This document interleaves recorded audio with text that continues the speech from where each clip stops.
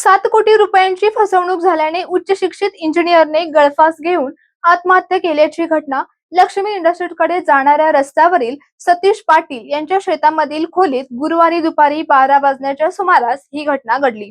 इतकी मोठी रक्कम परत मिळत नसल्याने त्याने टोकाचे पाऊल उचलले अशी चर्चा आहे।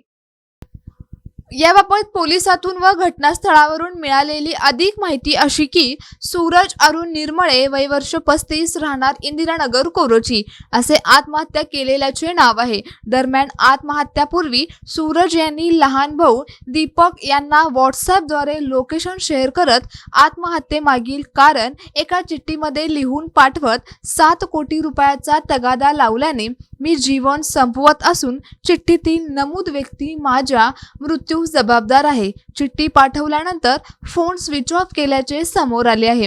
दीपक निर्मळे हे परगावी कामानिमित्त असल्यामुळे घराशेजारी राहणाऱ्या मुलांना फोन करून दादांनी मोबाईलवर पाठवलेल्या चिठ्ठीतील लोकेशन नुसार त्या ठिकाणी जाऊन पाहण्यास सांगितले।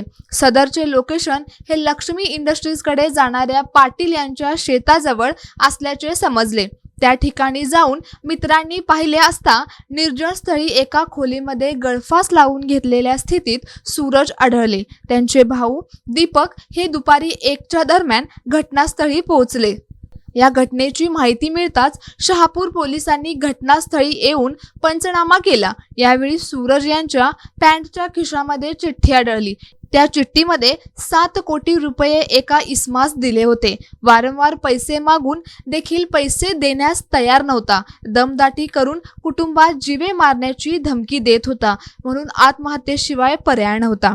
माझ्या मृत्यूस तो इसम जबाबदार आहे। सदर चिठ्ठीत त्या इसमच्या नावाचा उल्लेख केला आहे। 1 महिन्यापूर्वी सूरज यांनी घेतलेली 4 चाकी गाडी इचलकरंजी येथील एका इसमाने पैशापोटी घेतली आहे। तो घरात येऊन मानसिक त्रास देत होता असे दीपक निर्मळे यांनी सांगितले। सदरची 7 कोटी ही एवढी मोठी रक्कम मित्रपरिवार व नातेवाईक यांच्याकडून व्यवसायासाठी घेऊन सूरज याने इसमास दिली होती अशी घटनास्थळी चर्चा होती। त्यांच्या पश्चात आजी, आई, पत्नी, मुलगी, भाऊ, बहीण, भाऊ, भाऊज असा परिवार आहे। सोबतच हा व्हिडिओ जास्तीत जास्त शेअर करा आणि माय महाराष्ट्राला सोशल मीडियावर नक्कीच फॉलो करा।